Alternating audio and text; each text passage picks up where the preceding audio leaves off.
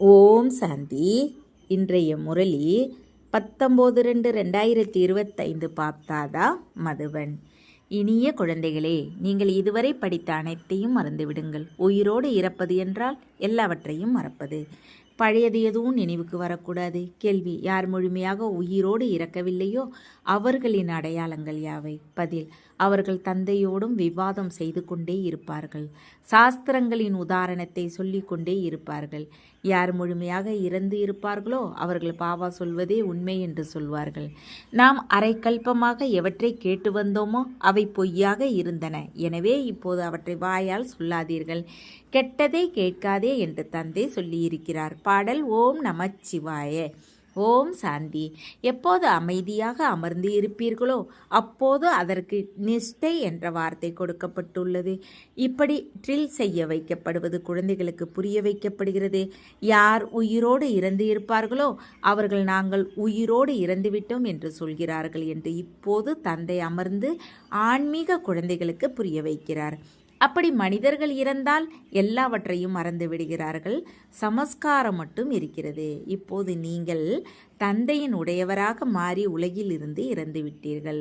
உங்களிடம் பக்தியின் சமஸ்காரம் இருந்தது. இப்போது அந்த சமஸ்காரம் மாறிக்கொண்டு இருக்கிறது. அதனால் நீங்கள் உயிரோடு இறக்கிறீர்கள் என்று தந்தை சொல்கிறார். இறக்கும்போது மனிதர்கள் படித்திருக்கும் அனைத்தும் மறந்து விடுகின்றன. பிறகு அடுத்த பிறவியில் புதிதாக படிக்க வேண்டி இருக்கிறது. நீங்கள் படித்திருக்கும் அனைத்தையும் மறந்துவிடுங்கள் என்று தந்தையும் சொல்கிறார். நீங்கள் தந்தையின் உடையவராக மாறி இருக்கிறீர்கள் தானே. நான் உங்களுக்கு புதிய விஷயத்தை சொல்கிறேன். அதனால் இப்போது வேதங்கள், சாஸ்திரங்கள், கிரந்தங்கள், ஜப்பம், தபம் போன்ற எல்லாவற்றையும் மறந்துவிடுங்கள். அதனால் கெட்டதை கேட்காதீர்கள், கெட்டதை பார்க்காதீர்கள் என்று சொல்லப்படுகிறது. இது குழந்தைகள் உங்களுக்காகவே இருக்கிறது. சிலர் அதிக சாஸ்திரங்கள் போன்றவற்றை படித்து இருக்கிறார்கள். முழுமையாக இறக்கவில்லை என்றால் தேவையில்லாமல் விவாதம் செய்வார்கள். இறந்துவிட்டால் பிறகு ஒருபோதும் விவாதம் செய்ய மாட்டார்கள். தந்தை எதை சொல்கிறாரோ அதுவே உண்மை. மற்ற விஷயங்களை நாம் ஏன் வாய்க்கு கொண்டு வர வேண்டும்? இவற்றை வாய்க்கே கொண்டு வராதீர்கள் என்று தந்தை சொல்கிறார். கெட்டதை கேட்காதீர்கள், எதையும் கேட்காதீர்கள் என்று தந்தை டைரக்ஷன் கொடுத்து இருக்கிறார். இப்போது நாங்கள் ஞான கடலின் குழந்தைகளாகி இருக்கிறோம். அதனால் பக்தியை ஏன் நினைவு செய்ய வேண்டும் என்று கேளுங்கள். நாங்கள் ஒரு பகவானை மட்டுமே நினைவு செய்கிறோம். பக்தி மார்க்கத்தை மறந்து விடுங்கள் என்று தந்தை சொல்லி இருக்கிறார். விதை என்னை நினைவு செய்தால் முழு மரமும் புத்தியில் வந்துவிடும் என்று நான் உங்களுக்கு எளிய விஷயத்தை சொல்கிறேன். உங்களுக்கு முக்கியமானது கீதை. கீதையில்தான் பகவானை பற்றிய விளக்கம் இருக்கிறது. இப்போது இவை புதிய விஷயங்கள். புதிய விஷயங்கள் மீது எப்போதும் அதிக கவனம் கொடுக்கப்படுகிறது. இது மிக எளிய விஷயமாகவும் இருக்கிறது. நினைவு செய்வது எல்லாவற்றையும் விட பெரிய விஷயம். மன்மனா பவ என்று அடிக்கடி சொல்ல வேண்டியிருக்கிறது. தந்தையை நினைவு செய்யுங்கள். இதுதான் மிக ஆழமான விஷயம். இதில்தான் தடை ஏற்படுகிறது. பல குழந்தைகள் முழு நாளில் 2 நிமிடம் கூட நினைவு செய்வது இல்லை. தந்தையின் உடையவராக மாறிய பின்பும் நல்ல செயல் செய்வது இல்லை, நினைவும் செய்வதில்லை. விக்கிரமங்களை செய்து கொண்டே இருக்கிறார்கள். புத்தியில் உட்காருவதே இல்லை. அப்போது இவர் தந்தையின் கட்டளையை அவமதிக்கிறார். இவரால் படிக்க முடியாது, அந்த சக்தி கிடைப்பதில்லை. உலகிய படிப்பிலும் பலம் கிடைக்கிறது தானே. படிப்பே சோர்ஸ் ஆஃப் இன்கம். சரீர நிர்வாகம் நடக்கிறது, அதுவும் அற்ப காலத்திற்கு கிடைக்கிறது. சிலர் படித்து கொண்டு இருக்கும் போதே இறந்து விடுகிறார்கள். அப்போது படிப்பை ஒன்றும் கூடவே எடுத்து செல்ல மாட்டார்கள். அடுத்த பிறவி எடுத்து மீண்டும் புதிதாக படிக்க வேண்டும். இங்கே நீங்கள் என்ன படிக்கிறீர்களோ அதை கூடவே எடுத்து செல்வீர்கள். ஏனென்றால் நீங்கள் அடுத்த பிறவியில் பலனை பெறுகிறீர்கள். மற்றபடி அவை அனைத்தும் பக்தி மார்க்கம். என்னென்ன விஷயங்கள் இருக்கின்றன என்பது யாருக்கும் தெரியாது. ஆன்மீக தந்தை உயிர்கள் உங்களுக்கு அமர்ந்து ஞானத்தை கொடுக்கிறார். ஒரே ஒரு முறை சுப்ரீம் உயிரான தந்தை வந்து உயிர்களுக்கு ஞானத்தை கொடுக்கிறார். அதனால் உலகின் எஜமானராகிறீர்கள். பக்தி மார்க்கத்தில் சொர்க்கம் ஒன்றும் இருப்பது இல்லை. இப்போது நீங்கள் தந்தையின் உடையவராக மாறி இருக்கிறீர்கள். மாயா பல முறை குழந்தைகளை அனாதைகளாக மாற்றி விடுகிறது. சின்ன சின்ன விஷயங்களில் தமக்குள் சண்டை போடுகிறார்கள். தந்தையின் நினைவில் இல்லாத போது அனாதைகளாக இருக்கிறார்கள் தானே. அனாதை ஆனால் நிச்சயம் ஏதாவது பாவச் செயலை செய்வீர்கள். என்னுடையவரான பின் எனது பெயரை கெடுக்காதீர்கள் என்று தந்தை சொல்கிறார். ஒருவர் பிறரோடு மிகுந்த அன்புடன் நடந்து கொள்ளுங்கள். தலைகீழாக பேசாதீர்கள். அகலிகைகள், கூனிகள், ஆதிவாசிகள் போன்றோரையும் தந்தை கரை சேர்க்க வேண்டியிருக்கிறது. ஆதிவாசி பெண்ணின் இலந்தை பழத்தை சாப்பிட்டதாக சொல்கிறார்கள். இப்போது ஆதிவாசி பெண்ணிடமிருந்து அப்படி சாப்பிட முடியுமா என்ன? ஆதிவாசியிலிருந்து எப்போது பிராமணி ஆகிறாரோ அப்போது ஏன் சாப்பிட மாட்டார்? அதனால் பிரம்ம போஜனத்திற்கு புகழ் இருக்கிறது. சிவபாபாவோ சாப்பிடுவதில்லை. அவர் அபோக்தா. மற்றபடி இந்த ரதமாக இருப்பவர் சாப்பிடுவார். குழந்தைகள், நீங்கள் யாரோடும் விவாதம் செய்வதற்கு அவசியமில்லை. எப்போதும் உங்களை பாதுகாப்பாக வைத்து கொள்ளுங்கள். சிவபாபா சொல்கிறார் என்ற 2 வார்த்தைகளை சொல்லுங்கள். சிவபாபாவை ருத்ரன் என்று சொல்கிறார்கள்.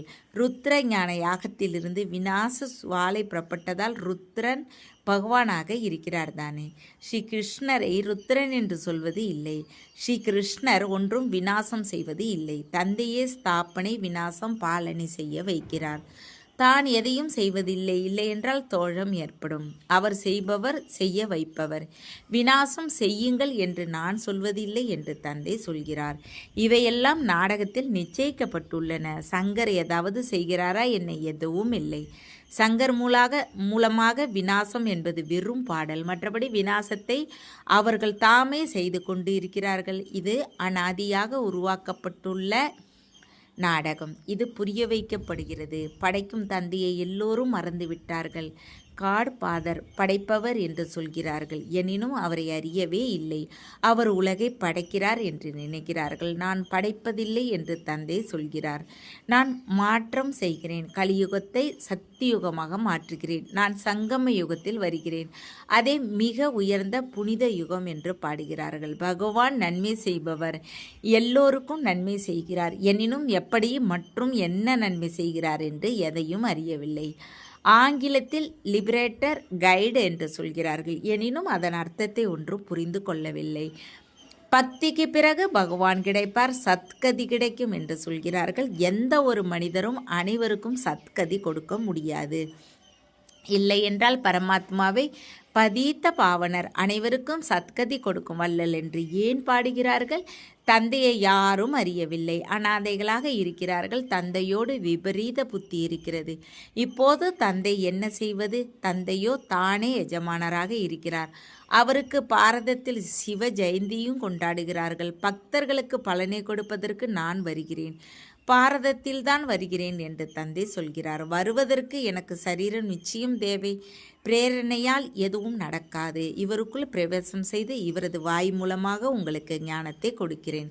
கௌமுக்கின் விஷயம் கிடையாது. அது இந்த வாயின் விஷயம். மனித வாய் தேவை, விலங்கின் வாய் தேவை இல்லை. இந்த அளவு கூட புத்தி வேலை செய்வது இல்லை. அடுத்த பக்கம் பாகிரதனை காட்டுகிறார்கள். அவர் எப்படி மற்றும் எப்படி வருகிறார் அதை பற்றி கொஞ்சம் கூட யாருக்கும் தெரியாது. அதனால் நீங்கள் இறந்து இருந்தால் பக்தி மார்க்கத்தை முற்றிலும் மறந்து விடுங்கள் என்று தந்தை அமர்ந்து குழந்தைகளுக்கு புரிய வைக்கிறார். என்னை நினைவு செய்தால் விக்கிரமங்கள் விநாசம் ஆகும் என்பது சிவ பகவான் வாக்கு. நான் பதித்த பாவனர். நீங்கள் பவித்திரமாக மாறிவிட்டால் உங்கள் எல்லோரையும் அழைத்து செல்வேன். ஒவ்வொரு வீட்டிற்கும் செய்தி கொடுங்கள். என்னை நினைவு செய்தால் விக்கிரமங்கள் விநாசமாகும். நீங்கள் பவித்திரமாவீர்கள் என்று தந்தை சொல்கிறார். விநாசம் முன்னால் நிற்கிறது. ஏ பதித்த பாவனரே வாருங்கள். பதித்தர்களை பாவனமாக மாற்றுங்கள்.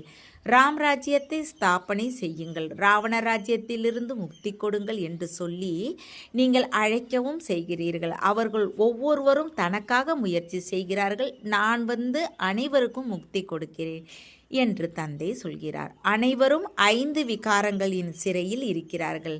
நான் அனைவருக்கும் சத்கதி கொடுக்கிறேன். என்னை துக்கத்தை போக்கி சுகத்தை கொடுப்பவர் என்று சொல்கிறார்கள்.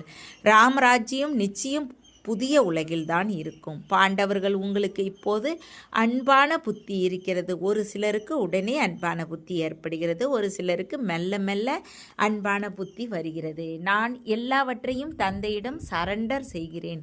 ஒருவரை தவிர வேற யாருமே இல்லை. அனைவருக்கும் ஆதாரமாக இருப்பவர் ஒரு கடவுள் மட்டுமே என்று ஒருவர் சொல்கிறார். எவ்வளவு எளிமையிலும் எளிய விஷயமாக இருக்கிறது. தந்தையை நினைவு செய்யுங்கள், சக்கரத்தை நினைவு செய்யுங்கள், அப்போது சக்கரவர்த்தி ராஜாராணி ஆவீர்கள். இந்த பள்ளிக்கூடமே உலகின் எஜமானராக மாற்றுவதற்காக இருக்கிறது. அதனால்தான் சக்கரவர்த்தி என்ற பெயர் இருக்கிறது. சக்கரத்தை அறிவதால் சக்கரவர்த்தி ஆகிறார்கள். இதை தந்தையே புரிய வைக்கிறார். மற்றபடி எந்த விவாதமும் செய்யக்கூடாது. பக்தி மார்க்க விஷயங்கள் எல்லாவற்றையும் விட்டுவிடுங்கள் என்று சொல்லுங்கள். என்னை மட்டும் நினைவு செய்யுங்கள் என்று தந்தை சொல்கிறார். இதுதான் முக்கிய விஷயம். யார் தீவிர முயற்சி செய்பவராக இருப்பாரோ அவர் படிப்பில் மிக தீவிரமாக ஈடுபடுவார். யாருக்கு படிப்பில் ஆர்வம் இருக்குமோ அவர் அதிகாலை எழுந்து படிப்பார். பக்தி செய்பவர்களும் காலையில் எழுகிறார்கள். எவ்வளவு தீவிர பக்தி செய்கிறார்கள். எப்போது கழுத்தை வெட்டி கொள்ள முனைவார்களோ அப்போது காட்சி கிடைக்கும். இந்த காட்சியும் நஷ்டத்தை ஏற்படுத்துவது என்று இங்கே தந்தை சொல்கிறார். காட்சியில் போகும்போது படிப்பும் யோகமும் நின்று விடுகின்றன. நேரம் வீணாகிறது. எனவே தியானத்தில் போக வேண்டும் என்ற ஆர்வம் முற்றிலும் இருக்கக்கூடாது. இதுவும் பெரிய வியாதி. இதில் மாயா பிரவேசம் செய்கிறது. அப்படி யுத்த நேரத்தில் செய்தி சொல்லும் பொழுது இடையில் அப்படி ஏதாவது இடைஞ்சல் செய்கிறார்கள். அதனால் எதையும் கேட்க முடிவது இல்லை. மாயாவும் பலருக்கு தடைகளை ஏற்படுத்துகிறது. தந்தையை நினைவு செய்ய விடுவது இல்லை. அப்போது அவரது பாக்கியத்தில் தடை இருப்பது புரிந்து கொள்ளப்படுகிறது. மாயாவின் பிரவேசம் இல்லைதானே, சட்டத்திற்கு புறம்பாக எதையும் சொல்வது இல்லைதானே என்று பார்க்கப்படுகிறது. பிறகு பாபா உடனே கீழே இறங்கி விடுவார். எனக்கு மட்டும் காட்சி கிடைத்தால் என்னிடம் இருக்கும் எல்லா செல்வத்தையும் உங்களுக்கு கொடுத்து விடுவேன் என்று அதிகமான மனிதர்கள் சொல்கிறார்கள். நீ உன்னிடமே வைத்துக்கொள். பகவானுக்கு உன்னுடைய பைசாவை பெறுவதற்கு என்ன அவசியம் இருக்கிறது என்று தந்தை சொல்கிறார். இந்த பழைய உலகில் என்ன இருக்கிறதோ அதெல்லாம் சாம்பலாகிவிடு என்பது தந்தைக்கு தெரியும். தந்தை என்ன செய்வார்? தந்தையிடம் துளிகள் சேர்ந்து குளமாகிறது. தந்தையின் டைரக்ஷன் படி நடந்து கொள்ளுங்கள். ஹாஸ்பிட்டல் யூனிவர்சிட்டியை திறங்கள். அங்கே யார் வேண்டுமானாலும் வந்து உலகின் எஜமானராகலாம். 3 அடி நிலத்தில் அமர்ந்து நீங்கள் மனிதரை நரனிலிருந்து நாராயணராக மாற்ற வேண்டும். எனினும் 3 அடி நிலங்கூட கிடைப்பதில்லை. நான் உங்களுக்கு அனைத்து வேத சாஸ்திரங்களின் சாரத்தை சொல்கிறேன் என்று தந்தை சொல்கிறார். இந்த சாஸ்திரங்கள் அனைத்தும் பக்தி மார்க்கத்தை சேர்ந்தவை. தந்தை யாரையும் நிந்தனை செய்வது இல்லை. இப்படி விளையாட்டு உருவாக்கப்பட்டு இருக்கிறது. இப்படி புரிய வைப்பதற்காக மட்டும் சொல்லப்படுகிறது. இருந்தும் இதுவும் விளையாட்டு தானே. விளையாட்டை நாம் நிந்தனை செய்ய முடியாது. நாம் ஞான சூரியன், ஞான சந்திரன் என்று சொல்வதால் அவர்கள் சந்திரன் போன்றவற்றிற்கு சென்று தேடுகிறார்கள். அங்கே ஏதாவது ராஜ்யம் இருக்கிறதா என்ன? ஜப்பானியர்கள் சூரியனை ஏற்றுக்கொள்கிறார்கள். நாம் சூரிய வம்சி என்று சொல்கிறோம். அவர்கள் பிறகு அமர்ந்து சூரியனுக்கு பூஜை செய்கிறார்கள். சூரியனுக்கு தண்ணீர் கொடுக்கிறார்கள். எந்த விஷயத்திலும் அதிகமாக விவாதம் செய்யாதீர்கள் என்று தந்தை குழந்தைகளுக்கு புரிய வைக்கிறார். என்னை மட்டும் நினைவு செய்தால் பாவனமாக மாறிவிடுவீர்கள் என்ற ஒரு விஷயத்தை மட்டும் சொல்லுங்கள் என்று தந்தை சொல்கிறார். இப்போது ராவண ராஜ்யத்தில் எல்லோரும் பதித்தர்களாக இருக்கிறார்கள். எனினும் தன்னை பதித்தர் என்று யாரும் ஏற்றுக்கொள்வதில்லை. குழந்தைகளே, உங்கள் ஒரு கண்ணில் சாந்திதாமம், மறு கண்ணில் சுகதாமம் இருக்க வேண்டும். மற்றபடி இந்த துக்கதாமத்தை மறந்துவிடுங்கள். நீங்கள் சைத்தன்ய லைட் ஹவுஸாக இருக்கிறீர்கள். லைட் ஹவுஸான பாரதம் என்று கண்காட்சியிலும் பெயர் வைக்கப்பட்டிருக்கிறது. எனினும் அவர்கள் ஒன்றும் புரிந்து கொள்ள மாட்டார்கள். இப்போது நீங்கள் லைட் ஹவுஸாக இருக்கிறீர்கள் தானே. துறைமுகத்தில் லைட் ஹவுஸ் கப்பல்களுக்கு வழிகாட்டுகிறது. நீங்களும் முக்தி தாமத்திற்கு, ஜீவன் முக்தி தாமத்திற்கும் எல்லோருக்கும் வழி சொல்கிறீர்கள். கண்காட்சிக்கு யாராவது வரும்பொழுது காட்பாதர் அனைவருக்கும் ஒருவரே என்று மிக அன்பாக சொல்லுங்கள். என்னை நினைவு செய்யுங்கள் என்று காட்பாதர் அல்லது பரமாத்மா சொன்னால் நிச்சயம் வாய் மூலமாகத்தான் சொல்வார். பிரம்மா மூலமாக ஸ்தாபனை. பிராமணிகள் எல்லோரும் பிரம்மாவின் வாயு வம்சாவளிகள். பிராமணர்கள் உங்களுக்கு அந்த பிராமணர்களும் பிராமண தேவதாய நமக என்ற புகழ் பாடுகிறார்கள். மிக உயர்ந்தவர் ஒரு தந்தை மட்டுமே. நான் உங்களுக்கு மிக உயர்ந்த ராஜயோகத்தை கற்பிக்கிறேன் என்று அவர் சொல்கிறார். அதன் மூலம் நீங்கள் முழு உலகத்திற்கும் எஜமானராகிறீர்கள். அந்த ராஜ்யத்தை உங்களிடமிருந்து யாரும் அபகரிக்க முடியாது. பாரதத்தின் ராஜ்யம் உலகம் முழுவதும் இருந்தது. பாரதத்திற்கு எவ்வளவு புகழ் இருக்கிறது. நாம் ஸ்ரீமத்துப்படி இந்த ராஜ்யத்தை ஸ்தாபனை செய்து கொண்டு இருக்கிறோம் என்பது இப்போது உங்களுக்கு தெரியும். நல்லது. இனிமையான காணாமல் போய் கண்டெடுக்கப்பட்ட செல்ல குழந்தைகளுக்கு தாய் தந்தை பாத்தாதாவின் அன்பு நினைவுகள் மற்றும் காலை வணக்கம். ஆன்மீக குழந்தைகளுக்கு ஆன்மீக தந்தையின் நமஸ்காரம். ஆன்மீக தந்தைக்கு ஆன்மீக குழந்தைகளின் அன்பு நினைவுகள் மற்றும் நமஸ்காரம். 1. தாரணைக்கான முக்கிய சாரம். தீவிர முயற்சியாளராவதற்கு படிப்பில் ஆர்வம் கொள்ள வேண்டும். அதிகாலை எழுந்து படிப்பை படிக்க வேண்டும். காட்சி பார்க்க வேண்டும் என்று ஆசை வைக்கக்கூடாது. இதில் நேரம் வீணாகிறது. 2. சாந்தி தாமத்தையும் சுகதாமத்தையும் நினைவு செய்ய வேண்டும். இந்த துக்கதாமத்தை மறக்க வேண்டும். யாரோடும் விவாதம் செய்யக்கூடாது. முக்தி ஜீவன் முக்தியின் வழியை அன்பாக சொல்ல வேண்டும்.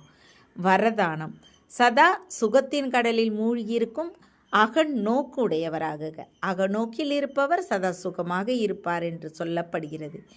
எந்த குழந்தை சதா அகநோக்கு பவ என்ற வரதானத்தை பெறுவாரோ அவர் சதா தந்தைக்கு சமமாக சுகத்தின் கடலில் மூழ்கியிருப்பார். சுகமளிக்கும் வள்ளலின் குழந்தைகள் தாமும் சுகமளிக்கும் வள்ளலாவார்கள். அனைத்து ஆத்மாக்களுக்கும் சுகத்தின் பொக்கிஷத்தையே கொடுப்பார்கள். அதனால் இப்போது அகநோக்கமுடையவராகி அப்படி முழுமையான மூர்த்தியாகுங்கள். அதனால் உங்களிடம் யார் என்ன பாவனையோடு வந்தாலும் தமது பாவனையை நிறைவேற்றி கொண்டு போக வேண்டும். எப்படி தந்தையின் பொக்கிஷத்தில் இல்லாத பொருள் இருப்பது இல்லையோ அப்படி நீங்களும் தந்தைக்கு சமமாக நிறைந்தவர் ஆகுங்கள். ஸ்லோகன்: ஆன்மீக பெருமையில் இருந்தால் ஒருபோதும் அபிமான உணர்வு வராது. அவ்வியக்து செய்கை: ஏகாந்த பிரியராகுங்கள். ஒற்றுமையும் ஒருமுகத்தன்மையும் கொண்டு வாருங்கள். தன்னை சதா அண்டர் கிரவுண்டில் இருப்பதற்கு, அதாவது அகநோக்கின் உடையவராக மாற்றுவதற்கு முயற்சி செய்யுங்கள். அண்டர் கிரவுண்டிலும் எல்லா காரியங்களும் நடக்கின்றன. அப்படி அகநோக்கில் இருந்தும் காரியத்தை செய்ய முடியும். அகநோக்கிலிருந்து காரியத்தை செய்தால் 1 தடைகளிலிருந்து தப்பித்துக் கொள்வீர்கள். 2வது நேரமும் சேமிப்பாகும். 3வது எண்ணமும் சேமிப்பாகும். ஏகாந்தவாசியாகவும் ஆகுங்கள். கூடவே அதே அளவு ரமணிகரமும் இருக்கட்டும். ஓம் சாந்தி. தேங்க்ஸ் பாபா.